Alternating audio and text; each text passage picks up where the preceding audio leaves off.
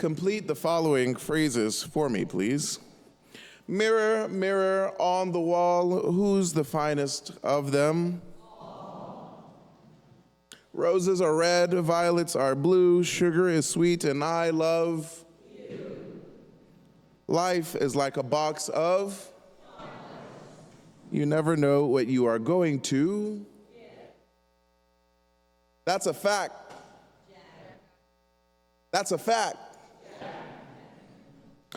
All my exes live in.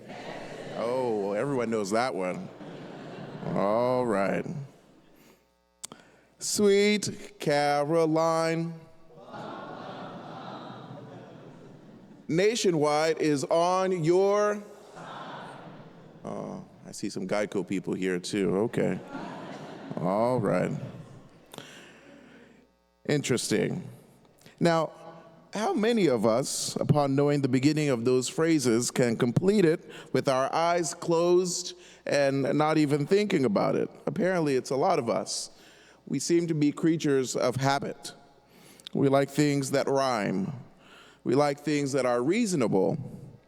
We like things that make us feel comfortable.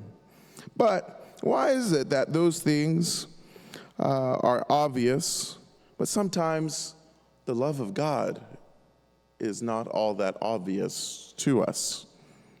Why is it that God's favor upon us does not seem as obvious to us either? Why does God's care and goodwill for us not seem obvious? Truly, brothers and sisters, there is absolutely nothing to fear in life because we have the best security ever. It's God's ever-enduring love. Now, understanding this does not mean that we can run around in life doing whatever we want. There's a difference between being fearful and being cautious. Many of us are fearful of our future, of our vocation, fearful of moving forward, knowing our past. And this preoccupation limits our ability to find fulfillment. Seemingly, we get stuck.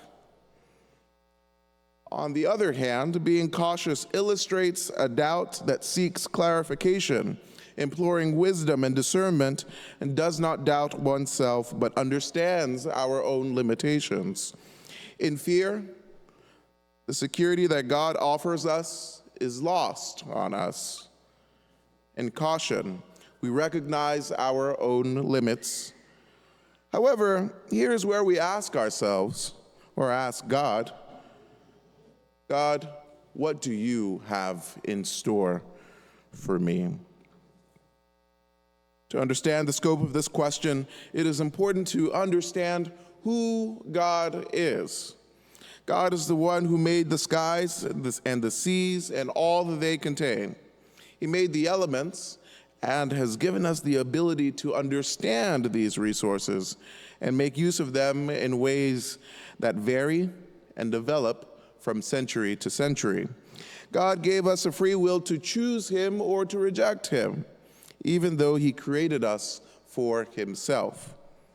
This God of ours wants to have a relationship with you because he's super crazy about you, each and every single one of us. And this God of ours exists as a communion of persons, meaning that God's own essence is a communion of persons, a relationship of persons. God knows what it means to love, to care, and to give. And he has given you that ability to do so too. However, we give, and when we feel like we have given too much or in the wrong way, and when we feel like that love and care that we give is not being reciprocated, what do? We remain fearful, and sometimes we despair, and we turn inward because things did not work out according to our expectation. The same thing happened with the prophet Jeremiah in today's first reading, where Jeremiah laments to God.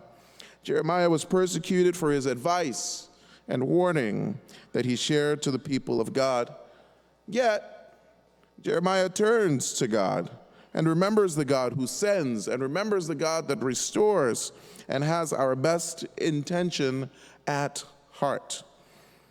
And when we realize our gifts and talents, and when we realize who we are, there is only need for praise.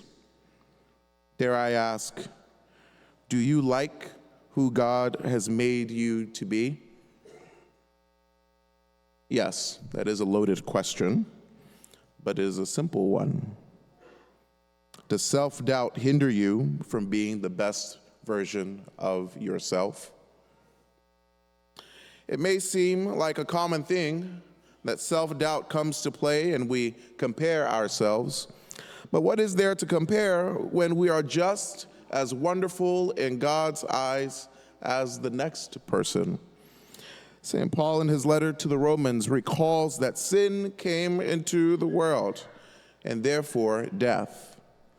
But we have something and someone that rescues us out of darkness, rescues us out of our past, rescues us out of our experiences, because those things do not define the children of God.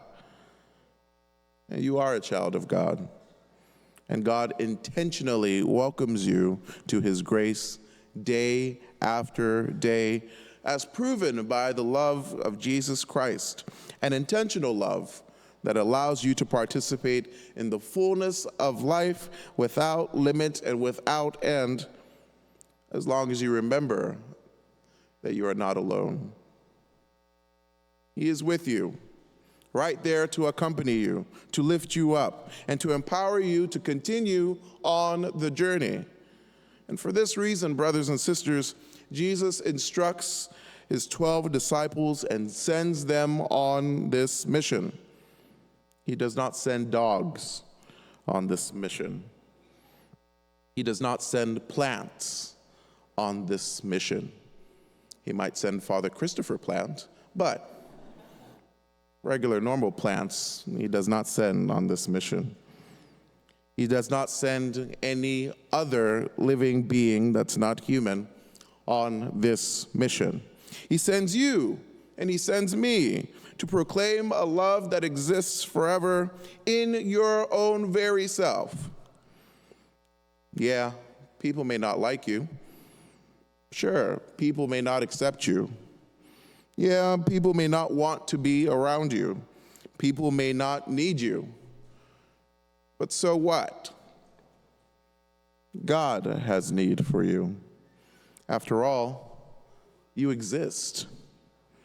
God does not create just for the sake of creating, although I'm going to ask him about dogs when I get to heaven. I don't really understand the sake of creating dogs, but I digress. God creates with great intentionality. He creates with great order, not out of randomness. And he knows every single part of you, even the parts that you try to hide from yourself. Human beings cannot detect your value. Only God can with full accuracy. Fear hinders. And brothers and sisters, you cannot afford to be fearful, because the love of God that has brought us into existence sustains and always sustains. It may not be the way that you want, but the way that we want is just not good enough. His will is perfect. And so, friends, place your trust in the Lord. Why? Because the Lord is my shepherd, and there is nothing I shall. Everything happens for a. God won't give you more than you can. And I can do all things through Christ who strengthens. He does strengthen you. He strengthens all of us. Go out and be his disciples. Share his light. Share his love. And at the end of the day, God always wins.